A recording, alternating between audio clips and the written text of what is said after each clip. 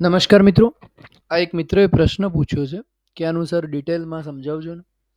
તો એના માટે આપણે અત્યારે આ પ્રશ્ન ઉપર ડિસ્કસ કરવા જઈ રહ્યા છે. પ્રશ્ન એવો હતો, 400 પલ્સ પર કેડબ્લ્યુએચના મીટર છે અને એમાં 200/5 એમ્પિયરનું સિટી સાથે જોડાયેલું છે. મીટરમાં 1000 પલ્સ ગણાય છે તો મીટરે કુલ કેટલી કેડબ્લ્યુએચ માપી હશે? પ્રશ્નની અંદર એવું પૂછવા માંગ્યું છે કે 400 પલ્સ પર કેડબ્લ્યુએચ નું મીટર છે, એટલે ડાયરેક્ટ સૂત્ર બનાવવું હોય તો આ રીતે બનાવી શકાય. કેડબ્લ્યુએચ બરાબર 1000 પલ્સ ભાગ્યા 400 પલ્સ પર કેડબ્લ્યુએચ. પલ્સ ઉડી જાય અને કેડબ્લ્યુએચ ઉપર આવી જાય એટલે 2.5 કેડબ્લ્યુએચ આન્સર મળી જાય. પણ જો બીજી રીતે ગણીએ આપણે, જે મેં એપ્લિકેશનમાં તમને સમજાવેલું, ઓકે, તો એ પહેલાં એપ્લિકેશનની વાત કરીએ અને ત્યારબાદ આપણે બીજી એક રીતે પણ એને સમજવા પ્રયત્ન કરીએ.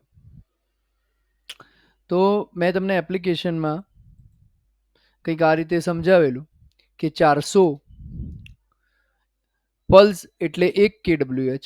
તો આપણે અહીંયા 1000 છે તો 400ના એક પલ્સ ધારી લઈએ, બીજા 400 થાય એટલે બીજો એક પલ્સ ધારી લઈએ, અને હવે વધ્યા 200 એટલે એનો 0.5 પલ્સ એટલે ટોટલ 1.5 પલ્સ થતો હોય છે.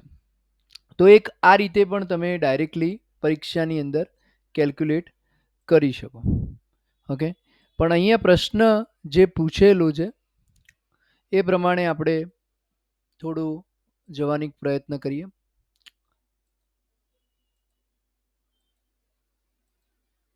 ઓકે, તો અહીંયા શું છે, આપણને બધાને એક વસ્તુનું ક્લિયર હોવું જોઈએ કે 1 કેડબ્લ્યુએચ એટલે 1 યુનિટ થાય. 1 કેડબ્લ્યુએચ એટલે 1 યુનિટ થાય, બરાબર.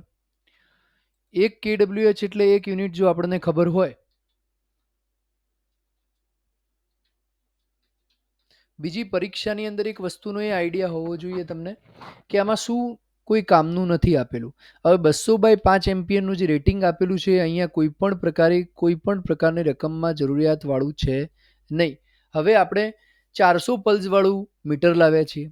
400 પલ્સ થશે એટલે કે આવું જે બ્લિંક જે નીચે થઈ રહ્યું છે, આ જે બ્લિંક એ 400 વખત થશે ત્યારે 1 યુનિટ એટલે કે 1 કેડબ્લ્યુએચ થશે. હવે પ્રશ્ન એવો છે કે આવું 1000 વખત થાય છે તો 400 વખત થાય એટલે 1 યુનિટ, તો 1000 વખત થાય એટલે કેટલા યુનિટ? તો 1000 ભાગ્યા 400 ત્રિરાશિ મૂકીએ તો પણ આપણને મળી જાય. 400 એટલે 1 યુનિટ, તો 1000 એટલે કેટલા યુનિટ? આની ત્રિરાશિ મૂકો તમે તો 1000 ગુણ્યા 1 ભાગ્યા શું આવશે મિત્રો? 400. તો તમે આનો જે જવાબ લાવશો તો શું આવશે? 2.5 કેડબ્લ્યુએચ. ઓકે, હજુ પણ સમજાયું ના હોય તો મને તમે લખજો તો હું પેનથી લખીને તમને આનો જવાબ મોકલાઈશ. તો અહીંયા સુધી રાખીએ છીએ મિત્રો. વધુ માહિતી સાથે ટૂંક સમયમાં મળીશું. જય હિન્દ.